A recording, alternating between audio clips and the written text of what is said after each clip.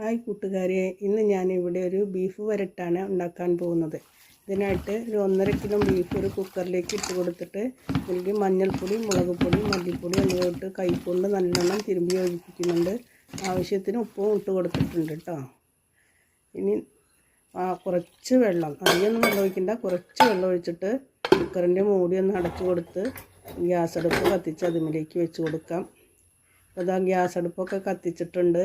ഇനി അതിലേക്ക് വെച്ച് ഒരു 3 വിസിൽ വരുന്നത് നമുക്കിത് വേവിച്ചെടുക്കാം.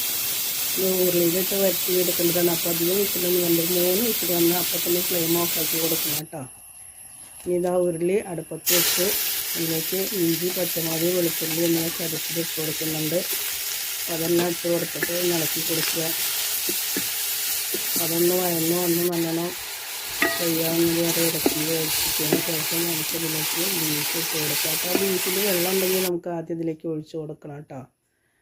അപ്പോൾ എൻ്റെ ബീഫിൽ കുറച്ച് വെള്ളം ഉണ്ടായിരുന്നു, അത് ഞാൻ ഷൂട്ട് ചെയ്ത് ഇതിൽ പെട്ടിട്ടില്ല. എന്നിട്ട് അത് വെപ്പിച്ചതിന് ശേഷമാണ് ബീഫ് ഇട്ട് കൊടുത്തിട്ട് കുരുമുളക് പൊടി ഇളക്കി കൊടുത്തിട്ട് കറിവേപ്പിലയും പിന്നെ പട്ടയും ഗ്രാമ്പൊക്കെ ചതച്ചതൊക്കെ ഇട്ട് കൊടുത്തിട്ടുണ്ട്.